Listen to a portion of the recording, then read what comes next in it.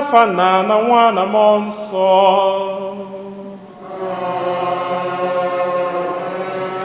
Ka ngọzi nke Onyenwe anyị Jesu Kristi na ịhụnanya nke Chukwu Nna na ịdịkọ n'otu nke Mmụọ Nsọ na-enye dịrị unu niile.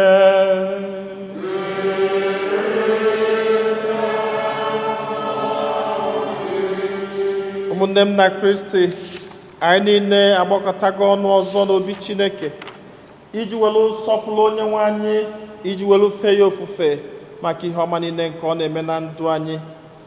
Ka anyị na-ekene Chineke, onye fụrụ anyị n'anya, onye dula anyị n'izu ụka gara aga wee dubata anyị n'izu ụka ọfụ nke anyị banyere tata.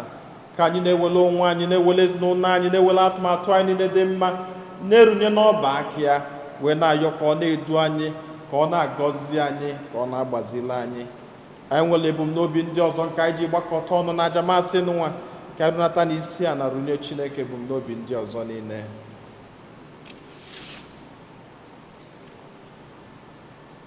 Anyị na-echetakwa n'ụzọ pụrụ iche ndị n'ụwa yọrọ ka anyị cheta ha na aja masị n'ụwa. Tobias nna na-erunye masị a maka ezumike mkpụrụ obi Sisilia nna. Kingsley Anyanwụ na-erunyekwazi masị n'ụwa maka Ezinna Emmanuel Anyanwụ.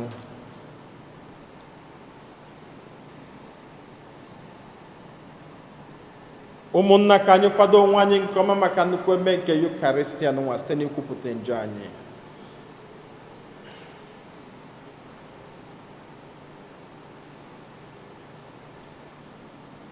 Onye bịara n'ụwa ịzọpụta ndị lụghara elogha, Onyenwe anyị mee ebere. Onye bịara n'ụwa ịtọghata ndị ome njọ, Kristi mee ebere. Onye nọ n'aka nri na na-arụtara anyị Chukwu ayịyọ, Onyenwe anyị mee ebere. Ka Chineke ji ike niile mere anyị niile ebere, gbaala anyị njọ anyị, ga ma duru anyị na ndụ ebebe. Ekwe m n'otu Chineke.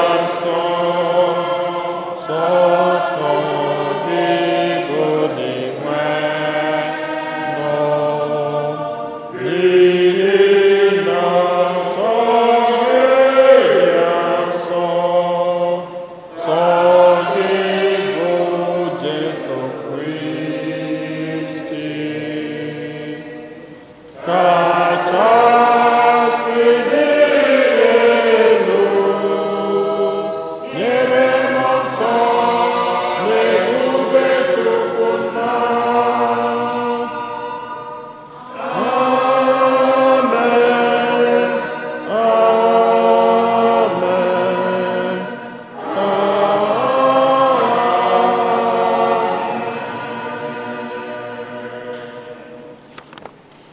Ayịyọ ayịyọ,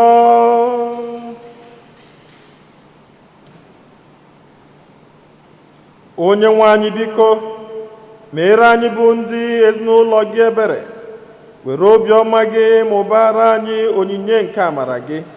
Meenụ ka anyị na-eji okwukwe, nchekwube na ịhụnanya na-ekpo ọkụ na-efe gị mgbe niile. Anyị wee kwụsie ike n'ịtụ anya ọbịbịa gị site n'idebe iwu gị. Ayọrọ nke site na dị nwe anyị Jesu Kristi nwa gị, onye gị na ya dị ndụ na-achị n'ịdịkọ n'otu nke mmụọ nsọ, otu Chukwu site n'ụwa ta ụwa niile.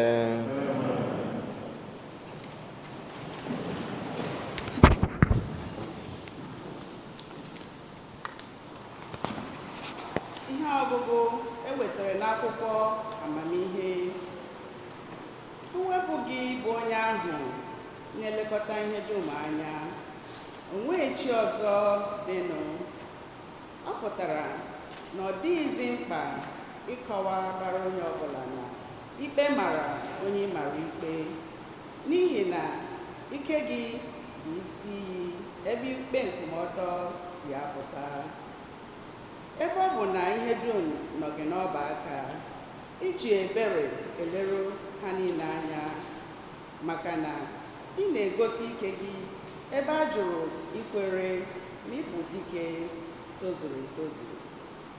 Abịa na ndị ma onye bụ, ị na-abara ha mba na ha eji akọ biri, ma ọ bụ eziokwu na ike dum nọ gị n'ọba aka. Iji ebere ekpe ikpe, bịakwa were nwayọọ na-achịkọba anyị, maka na ike na-eso gị mgbe ọbụla ị chọrọ ya.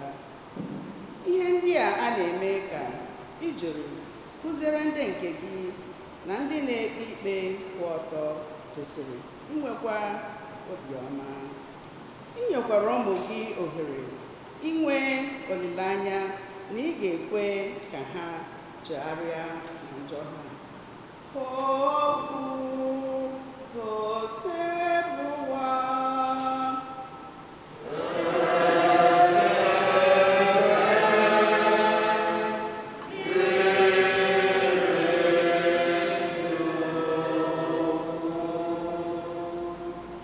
Onye nwe anyị, ịdị mma, bụrụkwa onye na-agbaghara mmehie.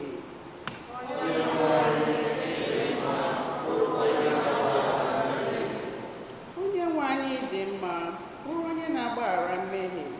Obiọma gị ebuka n'ebe ndị na-akpọku gị nọ. Biko onye nwe m, tọọ ntị n'ala, nụrụ ekpere m, zaa m oku m na-akpọ gị.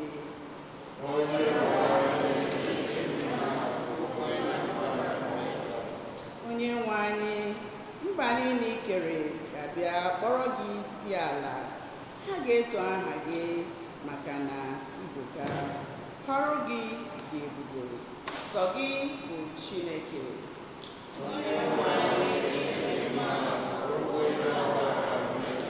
Onye nwe anyị, ịbụ Chineke onye ebere na onye amara. Ị naghị ewe iwe ọkụ, ịdị egwu n'obiọma, na-emezu nkwa ikwere. Chee m ihu, mere m ebere, were ike gị nye odibo gị.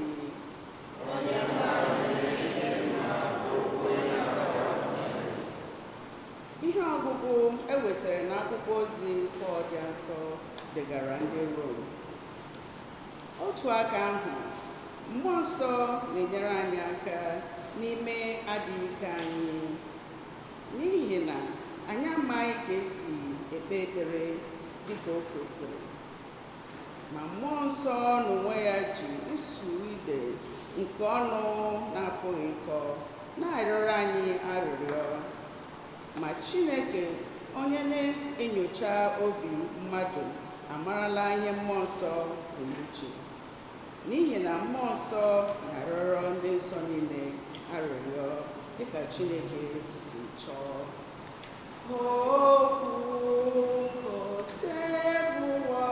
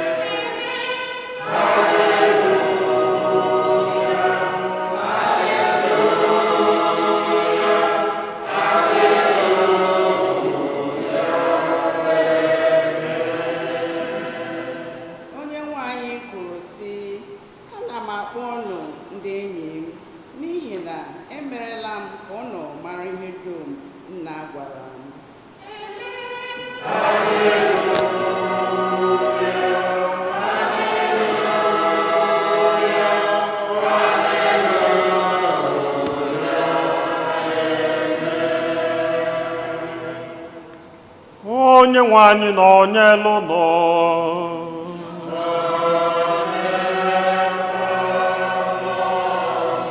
ihe ọgụgụ nke ya si n'oziọma dị nsọ nke Matiu dere.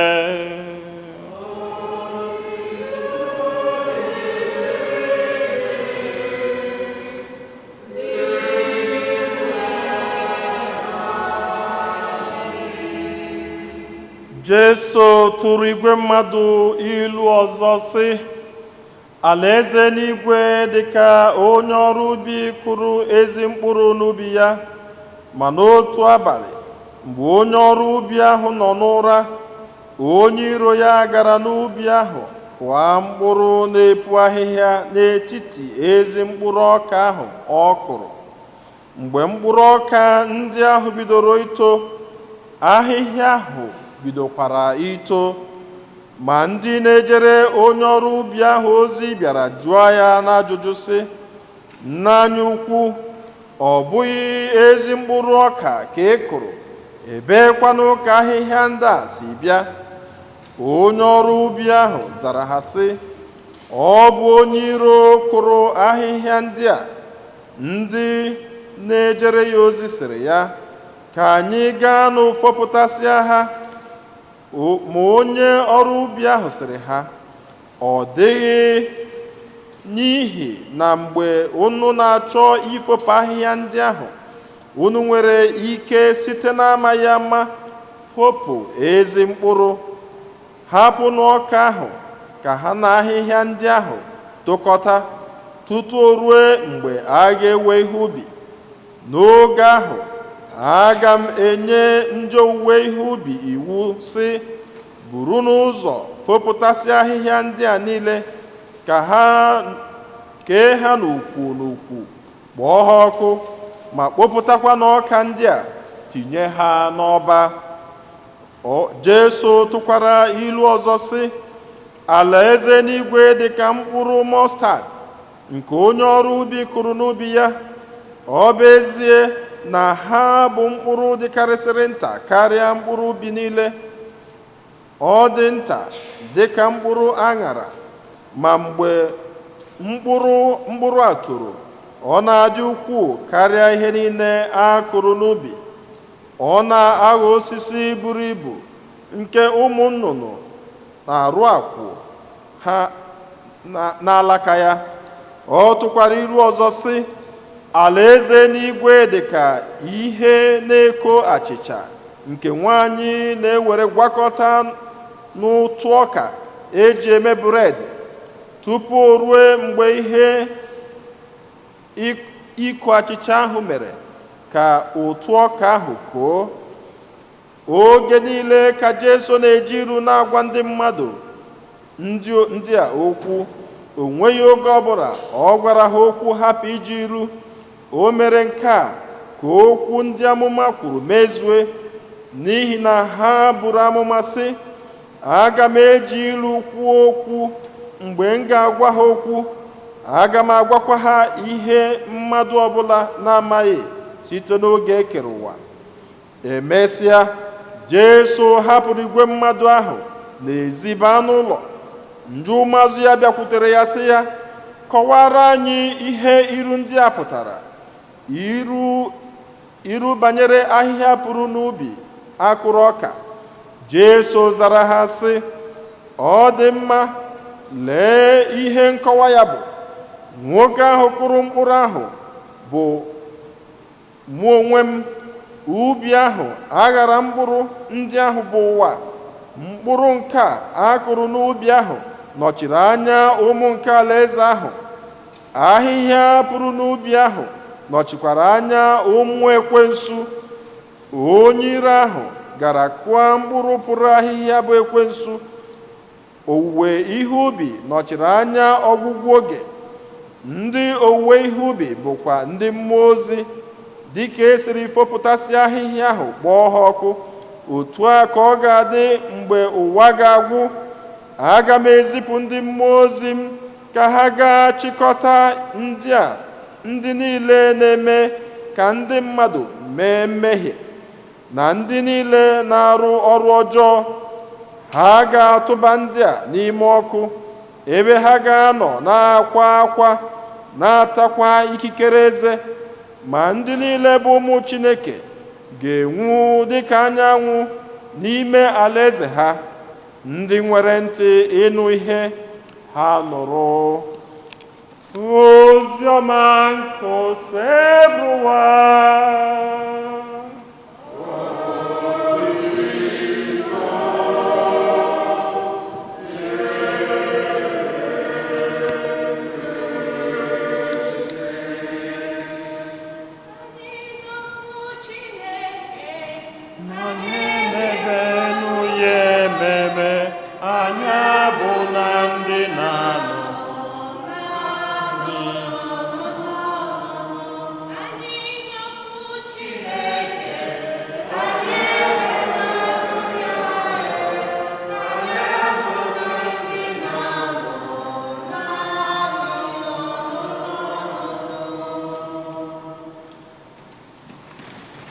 Amen. Na-asala chi. Ndị na-abịa tata for the first time. None. O site adị mma ọ dịrị gaba. Ndị nọbụkwa na-anọbido mbọsị ebidolu. Unu nwa aka. Ọ dịrịzi mana nwayọ nwayọ. Nwayọ nwayọ. Abụ m onye ka mbụ n'ụwa. Abụ m onye Chineke na-echere m echiche ọma. Onye ka mbụ n'ụwa. Abụ m onye Chineke na-echere m echiche ọma. Ị bụkwa onye ka ị bụ n'ụwa. Ị bụkwa onye Chineke na-echere gị echiche ọma.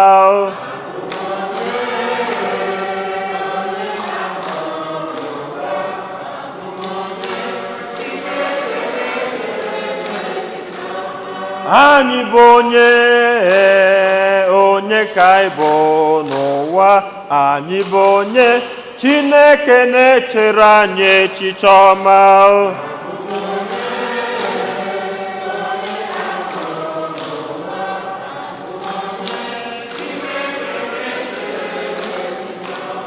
Nyenụ ya, nwanne m nyenụ ya, nwanna m nyenụ ya, ụmụnwoke nyenụ ya, ndị nne nyenụ ya, ụmụaka nyenụ ya. nyenụ ya ekene ọma. Abụ m onye ka mbụ n'ụwa. Abụ m onye Chineke na-echere n'echiche ọma.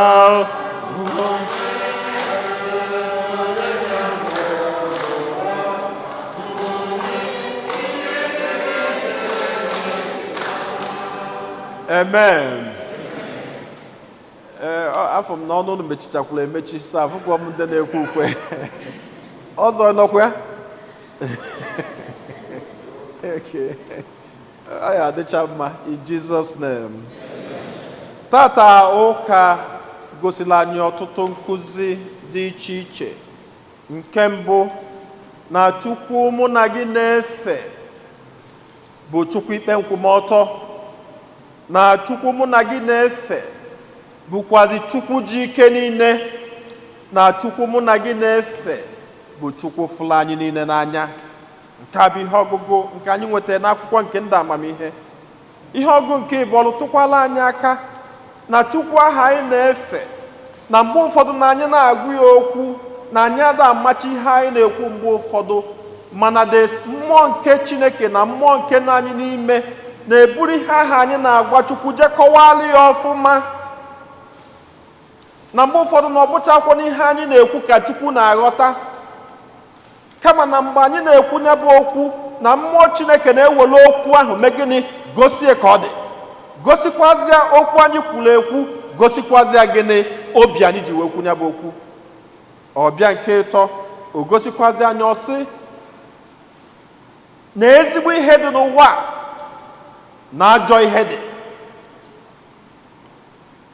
O gosikwa nke ịbụọ, ị na-agbadatakwa na ya, ọsị na ọ bụrụ na ị larụba ụla, ekwensu akọnya ajọ ihe, mana ịmụrụ anya ị marụ mgbe ekwensu bịa. Ọ bịazie na ngwụcha ọsị onye nwelụ ntị ya megene ya nụlụ, onye ntị akpọchikwa na-akpọchi ya megene. Ka anyị banye n'ihe ọgụgụ nke mbụ iji wee chịkọta ya ọnụ. Enwere ihe karịrị Chukwu n'ụwa n'ụwa. Ọkwefu Chukwu a mụ na gị na-efe, enwekwana ihe karịrị ya. Enweghị ihe karịrị Chukwu n'ụwa. Ihe ọ sọrọ ya bụrụ ana ọ bụrụ sọsọ na-enwe ihe karịrị ya. Chukwu ji ike niile. He has all the power. Mgbe anyị na-echekwazi na ọ bụ anyị nwa ji ike, mgbe anyị na-echekwazi na ike niile na anyị that we can do it, mgbe ị ga-eji wee ma na enweghị ihe bụ ezigbo fiva bịa, sọsọ fiva, adị m ekwudo ezigbo ọya, na m ekwu ezigbo arụ ọkụ bịa. Okay, ka wee godi ndị ya larụ ọkụ korona na ndị ya la azụzụ korona. Ọbịa ifuru ime nwetado onwe gị, kuritezie na bed, mba. Ngwarikwanụ nne ị na-eli ị na-eteki for granted, mba. Ngwamụkwanụ amụ ị na-amụ ị na-eteki for granted, mba. Ịfụ na enwero dị ihe mmadụ bụ na ọ bụ na enweta challenge, mmadụ enwero ike. Echetalụ m mgbe ofu mgbesi nnalụ ụlọ njelu Nigeria wee jee na nke ofu fada enyi m nwoke bi na Lagos. O wee bụ na fada anụnwa nwelu nnukwu nkịta ma marọ, mana abata anụtụ m nkịta n'azụ ụlọ. Wee zusia ike, opụta echie m pụọ, batazie na mgbede abalị wee paakị ya moto. Ka m banezie n'ime be fada, amọrọ nna ndị emepego dọ, amọ na-akpọpụtazigo ụmụ nkịta. A na-ekwu nkịta ịmama mụọ nkịta, ịmama mụọ layọ. Enu ihe ahacha etu a anọ nwere ịtọ. Emepezie m ụzọ ka m bata, ụmụ ihe anọ enu before m na-aghọta ihe na-eme, ha abịabago. Ihe si m gbaba ọsọ amarọ m. Even agago m mechie gate na sọsọ Chineke zọrọ m bụ na I didn't vote. ọ bụ na m vote to that gate, then I'm done for the day. Chineke si mmemme Chukwu na gate just mụ gaba etu ahụ. Chineke si ntọnụ kwanụ gbaba ọsọ ji emepe geeti ahụ, emepezi geeti gbapụ ọsọ dodo geeti, maka ị nwere ike ijiri ụjọ mepee geeti kụọ ya, geeti emepe ebe ị ka na-agba ọsọ, nkịta eme gịnị? Amanụ mụ na nkịta ga-agbakarị ibie. Njide geeti ahụ, ụmụ nkịta jeze na-arụ geeti a na skrach mbọ, efo anga nọ ha n'ime. Emechazie fada anụzie ka nkịta bie na erivotu gbadatazie na-eti. Afterwards, mgbe mbaze na rumu na-eche n'ime obi m, what ọ bụ na Chukwu emeghọrọ m ebele si m emechi na geeti a? Kedu ihe a ka eme? Ana na ọ bụ na ofu nkịta isi oke ka ị nụbagodo ọgụ ma ị ga-azọta onwe gị, na nke a bụ ịtọ 3 lions. Kedu etu m a ka esi wee nata ije nke ahụ? Ka m nọ ka m sị na Chukwu ebuka kwụnụ. Mana mgbe ụfọdụ Chukwu na-emela anyị ihe, kedu ebe anyị na-eje? Anyị na-achọ sọsọ nke Chukwu emerọ. Anya anyị ada-afụ nke ahụ Chineke mere anyị, sọsọ nke anyị na-afụ ọsịsọ bụ nke Chukwu nke anyị che na Chukwu emerọ. Mana Chukwu na-emela anyị ihe n'obere ihe. Mụ na gị nye anya chee echiche kịta, anyị ga-afụ that there has been so many times in our lives I'm very close to death, or very close to danger, or very close to ihe a ka emebi na ahụ anyị. Mana site na amala Chineke anyị nwee ike gabiga. Mana mgbe ụfọdụ ọ dị anyị ka Chukwu anọrịa that God doesn't care. God cares so much. God cares so much in different forms. Inebe ndụ gị anyị ị ga-afụ ọtụtụ ebe Chineke zọpụtago gị. Ka m na-ekwukwa okwu a kịta ka ofu ihe batakwa m n'uche. Mgbe m chisi fada ọfụ ebunyere na anyị moto, ime echisi fada ebunye gị moto, okorobịa ka na-apụ na ọ bụ ọzụkọ kịta na ụjọ akarịgo. Mana mgbe okorobịa ka dị in my 20s, eburu m moto, o nwere fada na organize lawn tennis. I wee sị ka anyị jee nọnyere ya. Anyị elute ka m na-drive na Ọba Owerri Road, na-enwela aṅụrị, na-akpọrọ nwa egwu, na-agbago ndị na-eji nene bọọlụ, na-enyelu moto ọkụ. Maka ịma na ịnọrụ n'ụdị okorobịa ahụ, mgbe ụfọdụ ọ dị ka agasị ị ga-eburu moto tie n'isi gị, ọ dị ka agasị ịnyakata moto ekwe gba breki, buru moto a tie n'isi, butukwu ya na-emuvukwa emuvu. Maka obi okorobịa na-ekwo, enyekatazịa moto ọkụ, amarọ na moto nọ m n'iru gba breki, nnezi anya metụ ụkwụ na breki, ihe ọ sọrọ mgba na breki ahụ agmelu na moto nke ahụ. Then sikwana ka m gaa na right, nke na-abịa n'iru imano face to face. The only option m nwere at that point was akaekpe. Etinyesi m isi na akaekpe ahụ, mfụ na speed nka ji na njigidekwa moto ka nọkwa n'ihu, na mgbagide breki a gbagide chukwudokwanya bụ moto mụ na ya na ọ na parallel etu a. Then kedu ihe nọzi m n'akụkụ? Nnukwu onunu dị n'ọba, nnukwu onunu. Ọ ka bụ ọ bụrụ na taya moto ahụ shift just obele, ụnụ ama mmadụ na-enwe fada cosmas n'ụwa, maka na onunu ahụ ebuka. Ọ ka bụ ọ bụrụ na ọ banyere n'ime ebe ahụ bụ moto ahụ, ma moto ma mụ nwa, ma ọ bụ na moto nwa na-agbarọdọ ọkụ, mpụtarụ na-eme m etu a. Mana ịma na nke anyị ji bụrụkwa mmadụ nwee ike ịpụta ịtụ onwe gị afa n'odogwu ka ịbụ, na ọ bụrụ na ị nwere experience driving, no experience, no retired driver, even na ịnyaba moto mgbe papa ụnụ ka bụ gị n'afọ, na ọ bụdị mama gị bugo, na papa gị bụ gị n'afọ, onye etubo onwe ya afọ, ịtụcha onwe gị afa. Mana anyị echefuzie na gịnị mere Chineke ji welusi gị gaa aka ekpe instead of ịga aka nri? Gịnị mekwanụ Chineke ji wee mee ka taya ahụ hapụ ịbanye n'ebe onunu ahụ, just obere ihe taya ana nke iru banyere ndị nke ọzọ esolia? Anyị na-anya na ndụ anyị n'ofu, n'agbanyeghị the challenges of our lives, n'agbanyeghị the difficulties of our lives, Chineke anyị na-efe fụrụ anyị n'anya. And ọ bụ sọsọ na ọ fụrụ anyị n'anya, He cares and protects us every day from harm's way and from every danger. Ọ bịa na ọsị anyị na anyị ga na-ekpeli ya ekpele. Mgbe ụfọdụ anyị na-ekpe ekpele, ị na-eche gịnị ka m ma agwa Chukwu kịta? Don't mind ihe ị ga-agwa Chukwu, gwa ihe ọ bụla ị chọrọ ịgwa ya.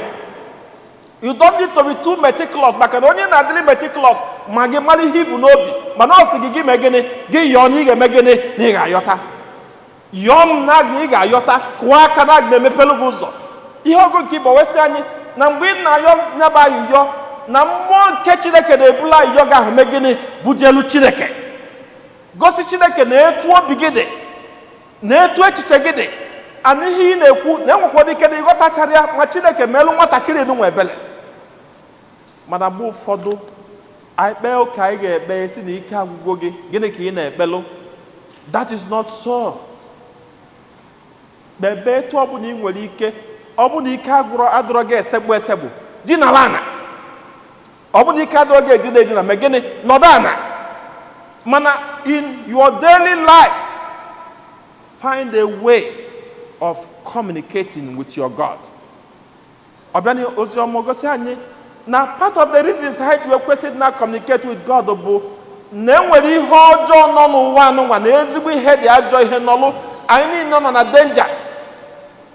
O wee sị na mgbe a na-akọnye ya bụ ubi na onye ọkụkọ ihe ubi bịara na mgbe Chineke kere ihe niile o tinyere ya ọfụma mana ekwensu bụ onye ilo bịara konye nke ọjọọ.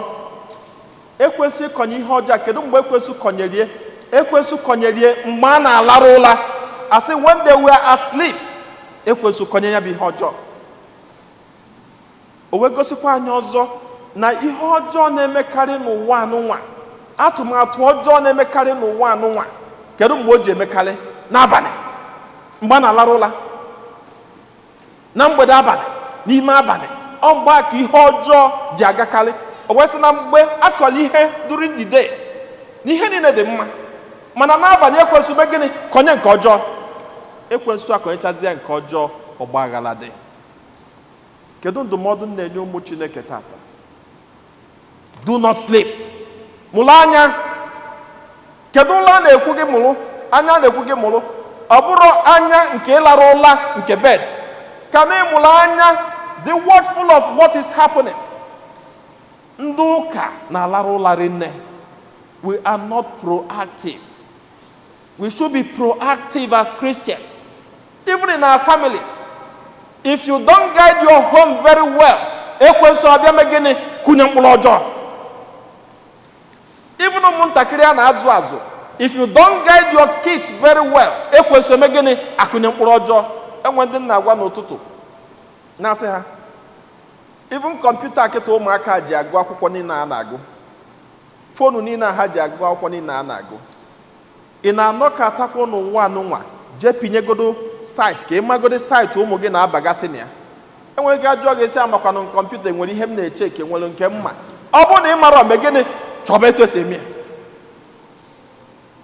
maka na ịlarụba ụla ha abanyecha ma ebe ha kwesịrị ịbanye anya ga-emechie you are sleeping ekwensu abịa konye ya bụ ihe. By the time you know it, your house will never be the same. Ụmụaka ịzụrụ azụ may not be the same. Ọ dị nnukwu mkpa onye ọbụla ịmụrụ anya anyị arapụ ịlara ụla. Iji echịkọta okwu m, Chukwu anyị na-efe dị mma. Chukwu ị na-achọ rie mgbe niile fụrụ gị n'anya. Ekopụnatana aka gị n'ebe Chineke nọ ka Chineke nwee ike na-agọzi gị na-agọzi ezinụlọ gị site na Kristi Onyenwe anyị.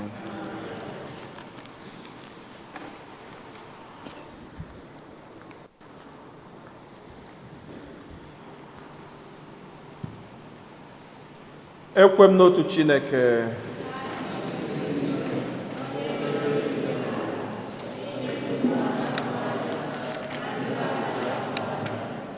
Otu onye nwe anyị Jesu Kristi.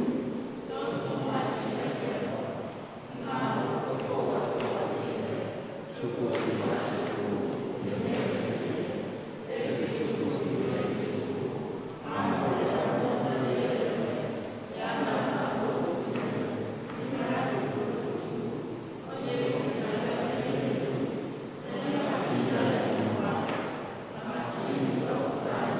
Si n'eluigwe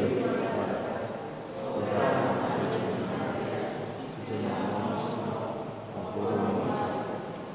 bụrụ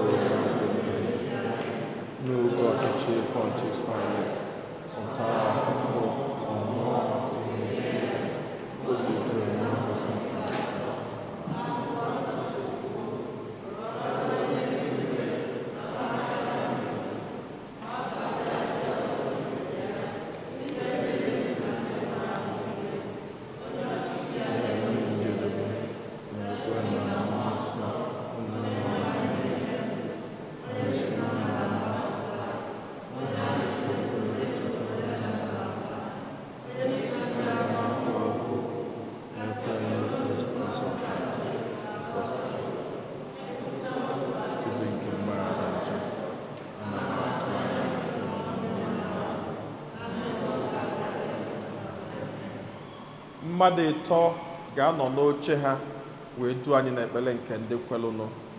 Chineke efula anyị n'anya, anyị ewelugo ọtụtụ ebumnobi anyị na ọnọdụ anyị niile wee bịa n'iru gị n'ụbọchị tata. Anyị na-ayọ ka iche ntị ma nụrụ ayịya anyị.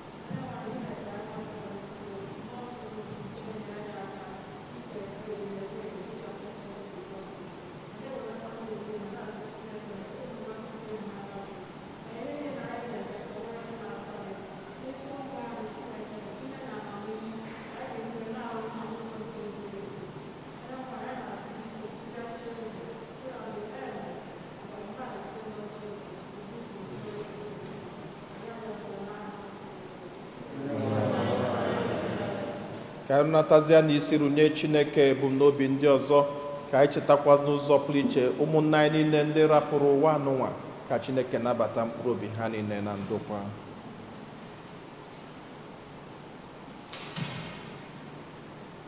Ihe ndị aka anyị yọrọ ma kwere na ị ga-emela anyị karịa ka anyị pụrụ ịyọ gị site na Kristi onye nwe anyị.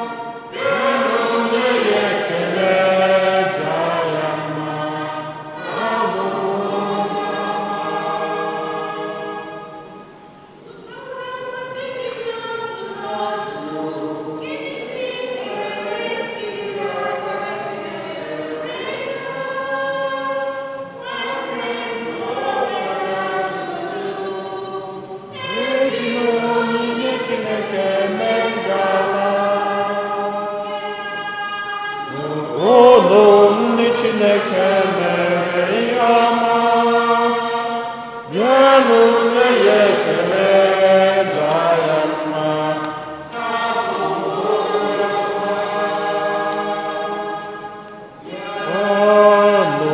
Unu ndị Chineke mere ihe ọma, bịanụ nye ya ekele, jaa ya mma.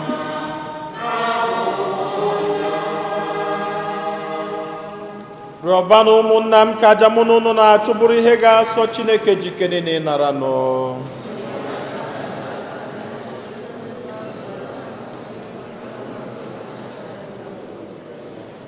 Chineke anyị idoola asọ otu aja zuru oke asọ, were ya dochie anya ọtụtụ aja nke agba ochie. Biko nara aja nke ndị ezinụlọ gị ji obi ọcha na-ebutere gị, gọzie ya dịka isi gọzie aja Ebel, dokwa ya asọ. Mee ka onyinye onye ọbụla n'ime anyị na-ebute maka otito nke ebube eze gị wetere mmadụ niile nzọpụta site na Kristi onye nwe anyị.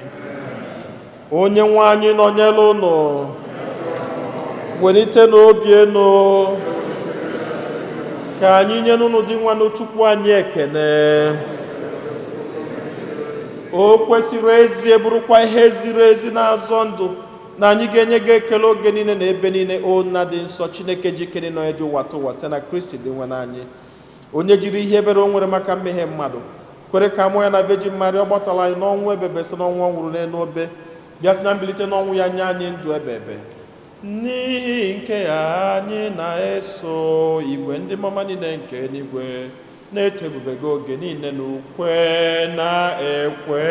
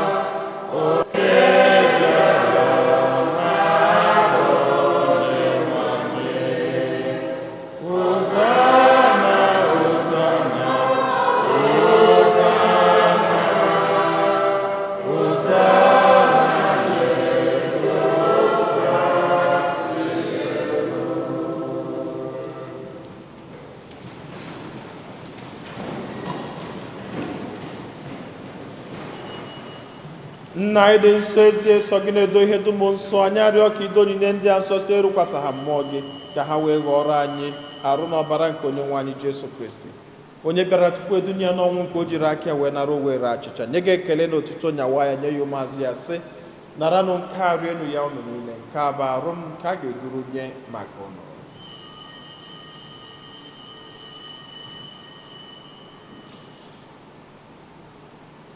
Otu akwa ka o si mee mgbe ha richara nri anyasị, o buru iko mmanya nyekwa gị ekele na otito, bunye ya ụmụazụ ya, sị naranụ nke a ṅụọnụ ya unu niile, nke a bụ iko nke ọbara m, nke ọgbụgba ndụ ọhụrụ dị ebebe, a ga-agba n'ihi nna n'ihi mmadụ niile ka e were gbaghara njọ. Na-emenụ nke a na ncheta nke m.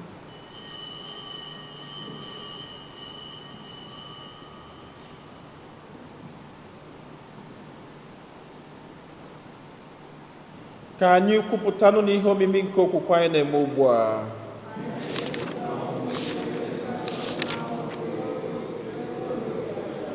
Nna, na ncheta nke ọnwụ na mbilite n'ọnwụ nke nwa gị, anyị ebunye gị achịcha nke ndụ na iko nke nzọpụta. Anyị na-ekele gị n'ihi na ikwere ka anyị dị mma ikwuru n'ihu gị na-efe gị. Anyị ji ume a na-arịọ ka anyị bụ ndị na-anata arụ n'ọbara nke Kristi, bụrụ otu site na njikọ nke mmụọ nsọ. Nna, cheta nzukọ gị gazuru ụwa niile, menụ ka ịhụnanya gị jupụta ya. Gọzie Pope anyị bụ Francis na Bishọp anyị bụ Nicholas na ndị ofe ọlta gị niile. Chetakwa ụmụnna anyị dị ji okwe gaa n'ezumike nke ọnwụ, kpọbata ha na ndị ọzọ niile nwụrụ anwụ n'ihe nke ebube gị. Biko meela anyị niile ebere, ka anyị soro Virgin Maria dị ngọzi nne nke Chukwu na ndị apọstọl na ndị nsọ gị niile ndị mere uche gị na wee keta ndụ ebebe ka anyị sorokwanụ ha na-eto gị na-edo gị ebube site na Jesu Kristi nwa gị.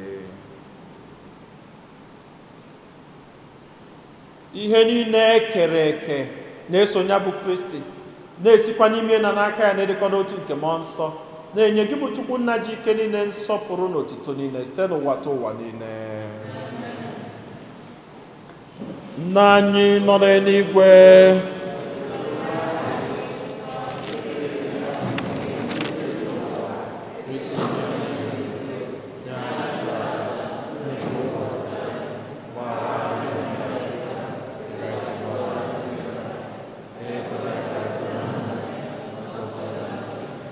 zọpụta anyị na-arịọ gị osebụ ụwa na-ajọ ihe niile, were ebere nye udo n'oge nke anyị site n'inye aka ebere gị ka zọpụta anyị niile na njọ oge niile, anyị were gbanahụ nsogbu niile, were nchekwube dị nsọ na-atụ anya maka mbịaghachi nke onye nzọpụta anyị Jesu Kristi. Onye nwe anyị Jesu Kristi, onye gwara ndị apọstọl gị, udo ka m na-arapụrụ n'udo nke m ka m na-enye unu, elekwana anya na njọ anyị kama lekwasị anya n'okwukwe nke nzukọ gị. Nye ya udo na-edekọ n'otu mgbe niile ka uche gị siri chọọ, gị bụ onye dị ndụ na-achị ebe ebe.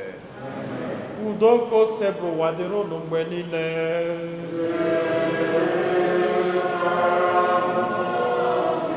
Nyerịta n'onwe unu wee kene nke udo.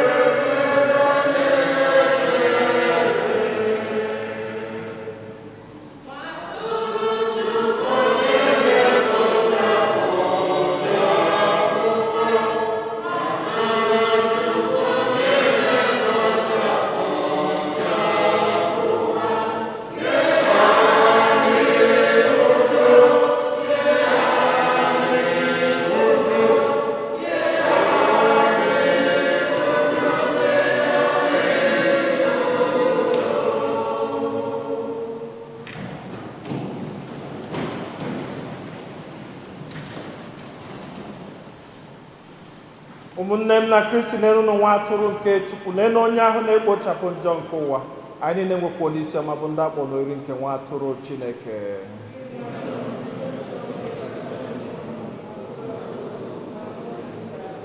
Ka arụ na ọbara Kristi chekwaba anyị niile ruo na ndụ ebebe.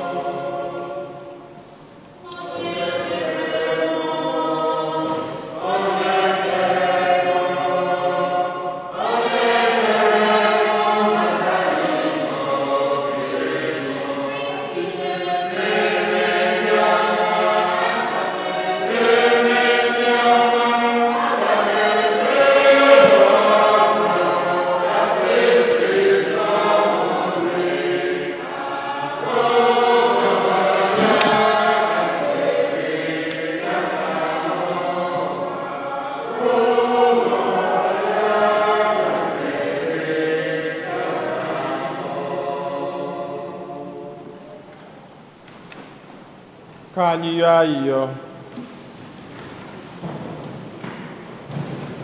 Onyenwe anyị, were ebere nọnyere anyị bụ ndị nke gị. I werela ihe omimi nke eluigwe zụọ anyị. Biko nye anyị amara nke ga-enyere anyị aka ịhapụ ochie ụzọ anyị ga were bibezie ndụ ọhụrụ. Anyị yọrọ nke a site na Kristi Onyenwe anyị.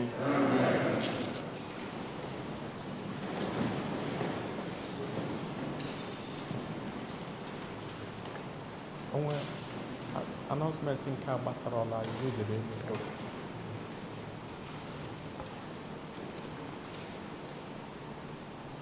Second collection for the air condition. Onye anyị onye ga-ama na air condition anyị na-aga ọfụma, so biko onye ọbụla tinye aka na kwaya.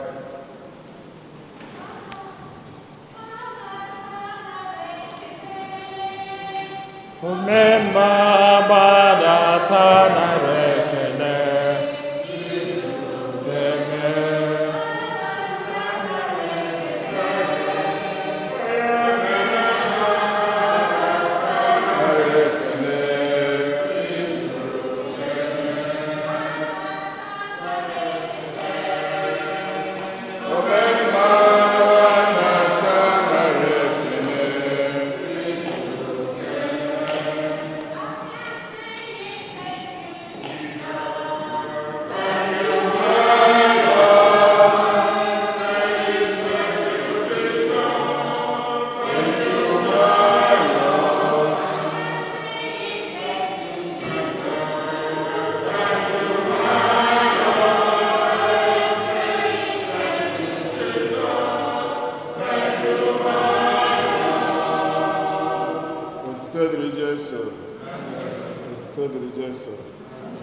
Olu n'anya ka fara sikwa anyị na ha eju nwa obere efe anyị na-ama anyị eju ruo na mgbada a sị 25%, mana unu mana anyị aka erugo 25% bụ until the end of the church. And unu n'anya ihe niile na-adaba ọfụma. Onye bịa ọnọlụ wute ezinụlọ ya, onye ajiri ezinụlọ ya ọnọlụ nwayọ maka mmadụ ịtọ ka a na-anabata n'ofu oche. Biko ka onye ọbụla ịgwa ndị nọ n'ụlọ na nsogbu adịrọ. Anyị makwa na a na-transmit live. Ime onye anọ ebe a ọ na-transmit kwa chọọchị a live from 1:30 egwu. So ndị nọ n'ụlọ enwere ihe dịka na ịbịa afụ onye ọbụla anyị fụghị ma a na-arụ dịghị. Biko ka onye ọbụla kawa arụ na-abịa. Parish sikwa na the rectory is open 9 to 1 p.m. every Monday through Friday. So onye ọbụla enweghị ịchọ ka emere gị like ebook mass, you can call them or you can come. Biko anyị na ha afụ na ihe na-adaba ọfụma. Enwe ndị birthdays today. Enwe ndị birthdays. No birthdays. And one anniversary. Sister in the anniversary. And it so happened, sister, it so happened that now, without COVID, yesterday could have been the 25th anniversary of Father Kirian Udesi. Osilani reserved the date, but you can see that the date is reserved and is passed. So I got a happy anniversary. Why am I?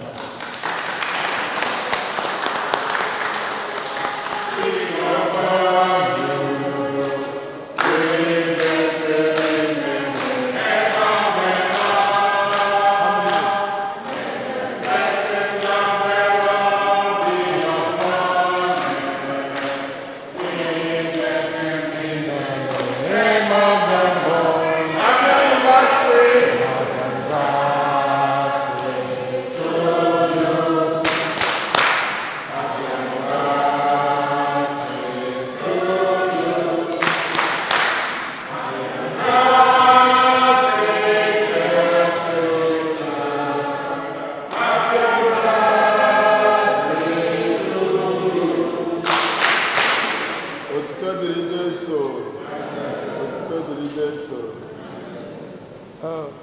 Just addition. On I think ụmụaka anyị graduate this year. I don't want to skip them because na ebe nwata ka emere ibie obi adị ya mma.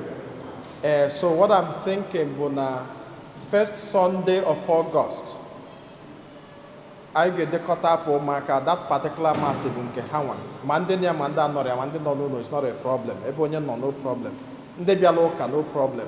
Mana that particular Sunday, first Sunday of August ga-abụ maka all the graduates. So enwe ike si dekọta afa ha so that ha nwee ike kpaa afa ha as for the mass intention. Then anatasizi olili ndị bịala ụka anyị agọzie ha from ịgọzikwuzi ha ya agọzie ndị nọ n'ụlọ. So every person will receive the blessings. Ka anyị celebrate ha at least ka anyị gosi na anyị gbanahụ COVID. What can destroy us can make us stronger, so in different ways. So Abolia sister na-eme 37 years. 37 years in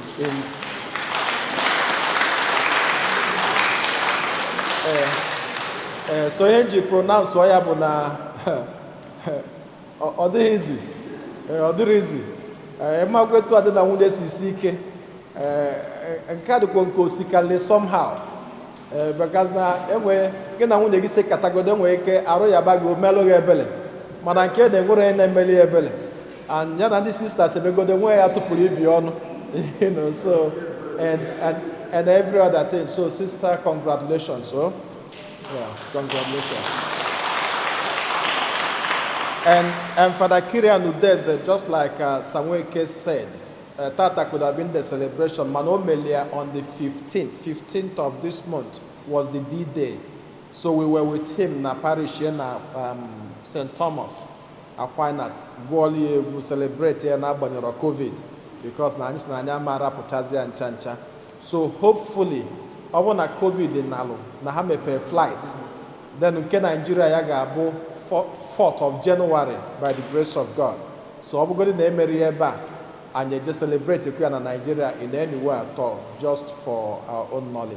And make an effort in the Nasika Chineke God's in the Stana Christo onye nwanyị na onye lụnọ.